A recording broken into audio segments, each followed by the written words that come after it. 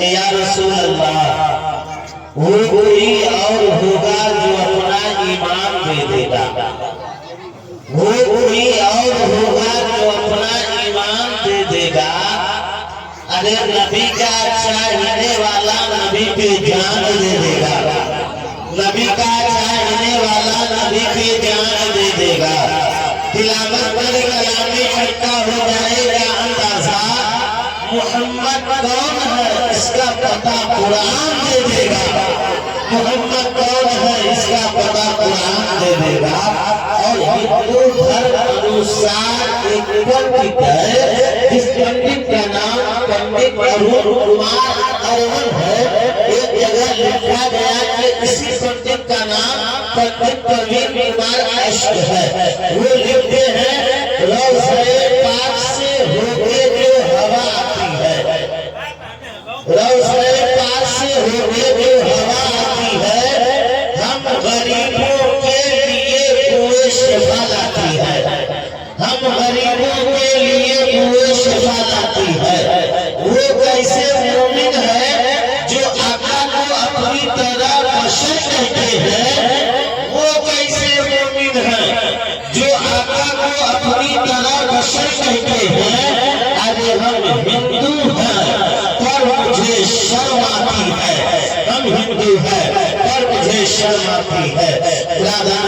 इस्लामिया अगर आप बेदार है तो गाँव लोगों के चक्कर में मत पड़िए, थोड़ी देर को जरूर होगी, आप इसे ज़हन से और दिल से सुनिए।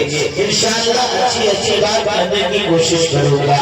मैं बड़े रोड पे सारे उलमाए किराम मौजूद है, इनकी मौजूदगी में एक मैसेज देना चाहता हूँ। लक्षण के सुन्नी मुसलमानों, आप महफिले मिलाद में आया करो, आप मजलिसे रसूल में आया करो, आप नबी की मिलाद में आया करो।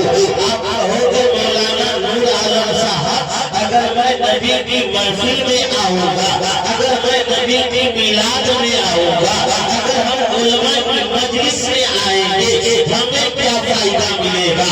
मुसलमानों करीब आओ, जिम्मेदार स्टेज उलमा की मौजूदगी में एक बात बताने की कोशिश करता हूँ। मेरे मुस्तफा ने इरशाद फरमाया है, मिशकात शरीफ के अंदर आका अलैहिस्सलातु वस्सलाम इरशाद फरमाते हैं, ऐ लोगों, आलिम की मजलिस में बैठा करो, आलिम की महफिल में बैठा करो, आलिम की सोहबत में बैठा करो। जब आप ऐसा करोगे, आलिम की महफिल में बैठोगे, आलिम की मजलिस में बैठोगे, आलिम की सोहबत में बैठोगे, आपको कितना फायदा मिलेगा? मेरे मुस्तफा इरशाद फरमाते हैं, 1000 नफली नमाज पढ़ने से बेहतर है आलिम की सोहबत में बैठना, आलिम की मजलिस में बैठना। 1000 बीमारों की इयादत करने से बेहतर है, 1000 नमाज़े जनाजा पढ़ने से बेहतर है कहाँ बैठना? आलिम की मजलिस में बैठना।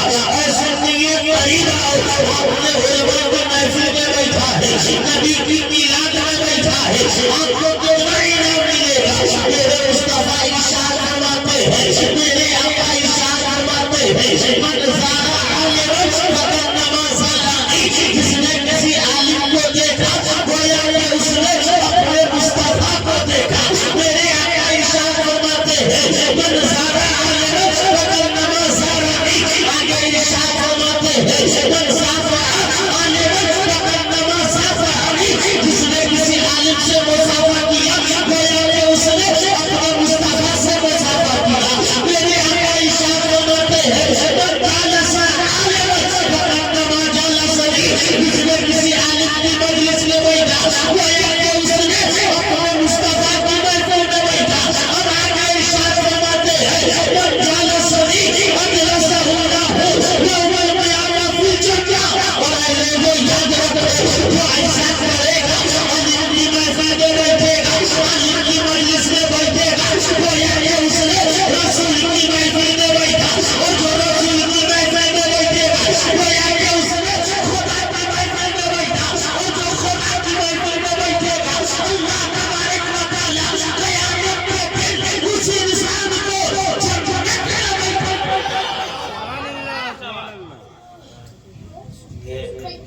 हमें और आपको चाहिए कि नबी की महफिल में आनी चाहिए, नबी की मजलिस में आज आकर महफिल मिलाद का एक रस्म बना दिया। लेकिन आप करीब आओ, मैं आपको बताने की कोशिश करूंगा। अरे लछुआ के सुन्नी मुसलमानों, जरा आप इधर देखें। आप अपने बेटे को आलिम दीन बनाओ, आप अपने बेटे को हाफिज़ कुरान बनाओ, आप अपने बेटे को कुरान की तालीम दो।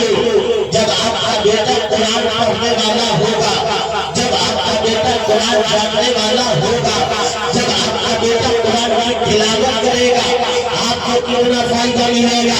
मुसलमानों, मैं आपको बताता चलूं, जिम्मेदार स्टेज है मौजूदगी में एक मैसेज देना चाहता हूँ। मुसलमानों, आप अपने बेटे को कुरान पढ़ाओ, आप अपने बेटे को कुरान सिखाओ। आप मौलाना ऐसी बातें कर रहे हो, मैं अपने बेटे को डॉक्टर बनाऊंगा, मैं अपने बेटे को इंजीनियर बनाऊंगा, लेकिन आप कहते हैं कि कुरान पढ़ाओ, कुरान पढ़ाओ, ये बेटा मैसेज देगा। मुसलमानों, मेरे मुस्तफा ने इरशाद फरमाया है, ऐ लोगों याद रखो, तुमने सबसे बेहतर इंसान वो है जो कुरान को पढ़ता है या किसी को पढ़ाता है, जो कुरान को सीखता है या किसी को सिखाता है। मुसलमानों, अब करीब आओ, ये बेटा मैसेज देगा। आप अपने बेटे को कुरान पढ़ाओ, आप अपने बेटे को कुरान सिखाओ, आप अपने बेटे को भेजो, आप अपने बेटे को आलिम दीन के पास भेजो। जब आपका बेटा कुरान का जानने वाला होगा, आज पूरी दुनिया कुरान के पीछे है, ये कुरान को मिटा दिया जाएगा, कुरान को इस दुनिया से रिश्ते नाबूद कर दिया जाएगा। इस दुनिया में कुरान की एक आयत मिले, पूरी दुनिया कुरान हटाने के चक्कर में, लेकिन ये बेटा मैसेज देगा। मुसलमान,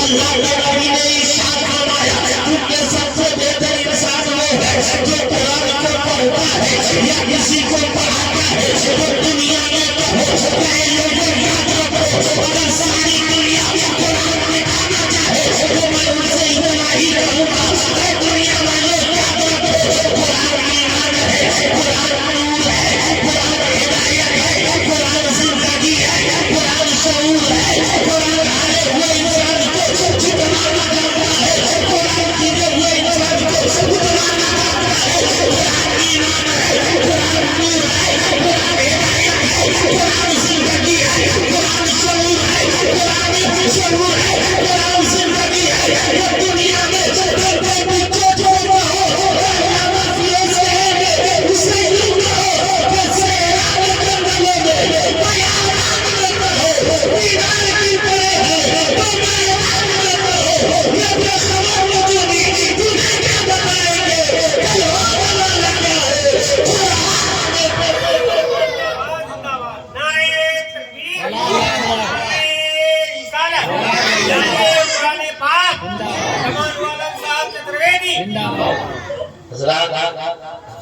आज अपने बेटे को कुरान पढ़ाना सिखाओ। जब आप उलमा से मोहब्बत करो, आपकी जिंदगी खत्म हो गई, हमारी जिंदगी खत्म, लेकिन हमारे गांव का मदरसा मस्जिद का सिस्टम ठीक नहीं हुआ।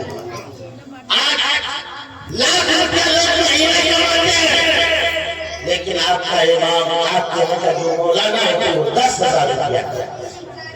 आज अमीर का बेटा डॉक्टर बनता है, इंजीनियर बनता है, कलेक्टर बनता है, लेकिन मुसलमानों अखलाक जब आप मर जाओगे, अगर आपका बेटा कुरान का पढ़ने वाला न होगा, कुरान का जानने वाला न होगा, आपका बेटा आपके लिए क्या 41 बात कि मौलाना को सूरह फातिहा पढ़ा, बाप का नाम से फातिहा करवाओ, लेकिन जब आपका बेटा कुरान का जानने वाला होगा, पढ़ने वाला होगा, तो आप मर जाएंगे, लेकिन आपका बेटा दुनिया के किसी कोने में रहेगा, तो आपको याद आएगी, कुरान तिलावत करेगा और इशारा करेगा, मौला हमारे वाले भाई मग़फ़िरत फरमा दे, रब तबारक व तआला उस बेटे की दुआ को कबूल फरमाएगा, उसके बाप का दर्जा को बुलंद करेगा।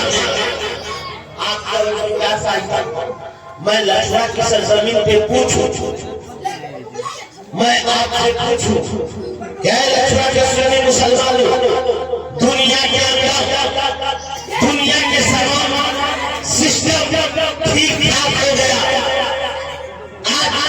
हमारा ये दीनी इदारा, ये मदरसा, ये मस्जिद आज क्यों नहीं कामयाबी की तरफ? आज हम दिन से 200 दूर है, आज हम दिन से बहुत दूर भाग गए हैं। हम इतना दूर हो गए, इतना दूर हो गए, इतना दूर हो गए कि हमें पता नहीं कि पूरे दिन में कितनी वक्त की नमाज है। हमें ये भी पता नहीं कि फजर में कितनी रिकात है। हमें ये भी पता नहीं कि इशा की नमाज कब पढ़े। मुसलमानों, आज ये दीनी महफिल में आप सीखो कि हमें और आपको क्या चाहिए कि हम उलमा से मोहब्बत करें, हम अपने इमाम का ख्याल रखें, हम अपने इमाम की कद्र करें, हम अपने इमाम की सोबत में बैठे। मैं आपको बताना चाहता हूँ, आइए रियाज साहब, आप आइए, तब आगे बात करेंगे। मैं आपको पूछना चाहूँगा, क्या क्या हम अपने बेटे को आलिम दीन क्यों नहीं बनाते हैं? हम अपने बेटे को मदरसा क्यों नहीं भेजते हैं? यही पे इस बात को रोकिए। मैं एक बात मैं आपसे कहना चाहूँगा, हिंदू धर्म अनुसार एक पंडित है जिसका कथन है, उसने कहा था निगम श्री जापारा अपनी हमारा मिटे मधारा, तब सुजले से बदास गुसाई सुसर कदर कर सर सरना है मेरी चारों हमेशा वो जो नाम पर मिटे कलीसा, तब हिरमान न माने कोई हिंदू रोदर ज्ञान न होई, तब होई सुगम अवतारा वैदिक है शरण संसारा, तब जो सुगम होई ही रखना रथी के बिना मोहम्मद पार न होई, के बिना मोहम्मद पार न होई।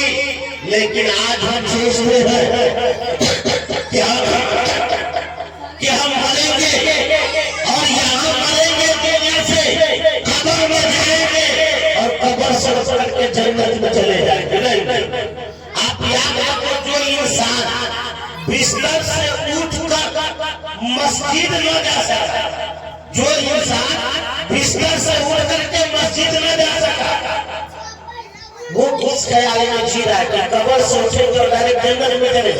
ऐसा होगा नहीं। तो हिंदू धर्म अनुसार पंडित ने कहा था, ऐ लोगों, अगर आप चाहते हो कि नरक में जाओ, अगर आप चाहते हो कि जहन्नम में जाओ, अगर आप चाहते हो कि अनंतपुर में जाओ, तो जिक्र सरकार को कम कर दो। वो तो वो पैजामों से जिन्हें कपड़ा पहनने का शौक नहीं। अरे ये तो मुस्तफा का दीवाना है, दीवाने से आखिर न मिला मुझे पता नहीं। एक बार मुफ्ती आज़म हिंद से बात मिलाई थी इंदिरा गांधी, अब तक के मौका नहीं मिला। फिर दिल्ली राज्य अजमेर की धरती पर गरीब नवाज से आंख मिलाई, नतीजा क्या निकला? अरे राजा गया, राजा जमा, राजा के गर्मी रंग हो गए, राजा मैं आपको बताऊं, किताब का नाम अथर्ववेद है, ग्रंथ संख्या 20 नंबर 127 मंत्र नंबर 13 14 मंत्र लेकर पंडित ऋषि ने जो याद है उन्होंने लिखा है, कृष्ण अवतार यार नंबर तो तेरे प्रेम यार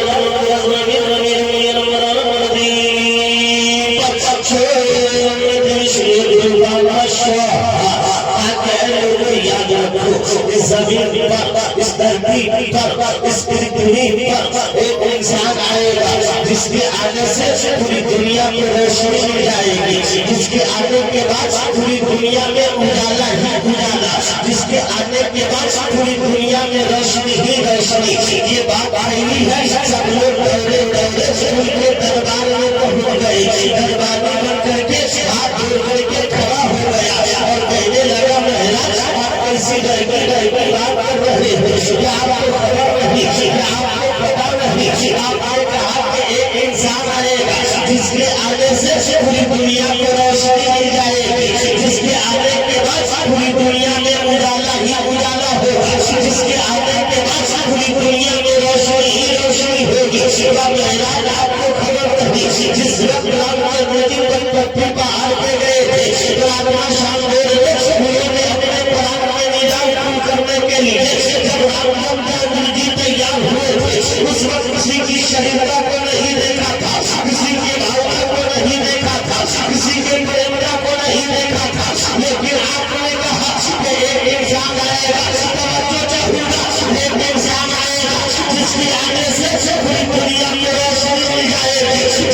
आने के बाद पूरी दुनिया में उजाला ही उजाला, जिसके आने के बाद पूरी दुनिया में रोशनी फैल जाएगी। हमें बताया जाए आने वाला इंसान का वो चंद्रमा है, जिसके आने से पूरी दुनिया में रोशनी मिल जाएगी।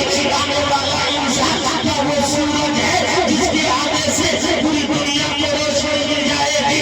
आने वाला इंसान का वो कहकशा या सितारा है, जिसके आने से पूरी दुनिया में रोशनी मिल जाएगी। उन्होंने अपने भक्त से कहा सुनो सुनो, अरे जो उनसे प्रेम करेगा, जो उनसे लगाव रखेगा, जो उनसे मोहब्बत करेगा, वो भी कहकशा हो जाएगा, वो भी चमकने लगेगा। कोई के पास समझ में आ गई अल्लाह के रसूल से, अल्लाह के वली ने मोहब्बत किया है, तो उनका आस्ताना कल भी चमक रहा था, आज भी चमक रहा है, उसने नया चमकता रहेगा। कोई आगे सिद्दीक सदाकत में चमक रहे हैं, उमर वकालत में चमक रहे हैं, उस्मान सदाकत में चमक रहे हैं, मौला अली सिद्दीक में चमक रहे हैं, हसन बरीर शहादत में चमक रहे हैं, गौसे ख्वाजा जलालत में चमक रहे हैं, और सिलसिला जो बरेली के इमाम तो बरेली के इमाम उसी में बैठने वाले में बैठे हुए मैदान में है। हबीबी या रसूलल्लाह, सबसे आला वो आला हमारा नबी, सबसे वाला वो वाला हमारा नबी, चेहरे अच्छों में अच्छा, जबरदस्ती से और बच्चों से अच्छा हमारा नबी, कल्ब से औलिया, औलिया से रसूल और रसूलों से आला हमारा नबी। सच्चे टकराने वालों ने टकरा दिए, अंदर शीशे में टकरा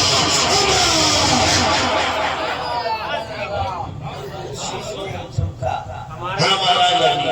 मुसलमानों और परिवार, हमें और आपको चाहिए कि क्या करना है? हम अपनी मस्जिद से, अपने मदरसा से, अपने इमाम से इतना दूर हो गए, इतना दूर हो गए इमाम से, इतना दूर। क्यों? आप मुसलमान हो, आखिर आप क्या मुसलमान? सिर्फ नाम का मुसलमान। अगर मैं आपसे पूछूं कि आप कैसा मुसलमान है, आप कहोगे मौलाना हम ऐसा मुसलमान है कि ना जब घर में बेटा पैदा हो तो हम अजान दे पाए, या बेटी पैदा हो जाए तो अजान दे पाए। हम मुसलमान हैं, लेकिन ऐसा मुसलमान है कि न बाप का जनाजा पढ़ा पाएंगे, न बेटी का निकाह पढ़ा पाएंगे, सिर्फ नाम का। आखिर आप क्यों? मैं आपसे पूछूं कि दुनिया में लोग नमाज क्यों नहीं पढ़ते? आपका जवाब होगा मौलाना दुनिया में लोग नमाज इसलिए नहीं पढ़ते, उसे नमाज पढ़ने नहीं आता। आखिर आप नमाज सीखते क्यों नहीं? आप जनाजे की नमाज के वक्त दुनिया में इमाम से सुनते हैं, पहले सीखते क्यों नहीं? आप दुनिया से मर जाओगे, आप दुनिया से चले जाओगे, लेकिन मुसलमानों करीब आओ। हमें चाहिए कि इस दुनिया से जब जाए तो कुछ तैयारी लेकर के जाए। आप दुनिया के किसी कोने में जाते हैं तो मुकम्मल तैयार होकर के जाते हैं कि हमें यहाँ जाना है, लेकिन जब दुनिया को अलविदा कर रहे होंगे, दुनिया को छोड़ रहे होंगे, उस वक्त आपका आलम क्या होगा? मुसलमानों हमें और आपको चाहिए कि ज्यादा से ज्यादा अल्लाह उसके रसूल की बातें बताने उस पर हम अमल करें, और ज्यादा से ज्यादा हम अपने उलमा से करीब हो, ज्यादा से ज्यादा हम अपने मदरसे से करीब हो। इसलिए कि धर्म अनुसार एक पंडित का कथन है, उसने कहा था लोगों याद रखो का है बजाना है,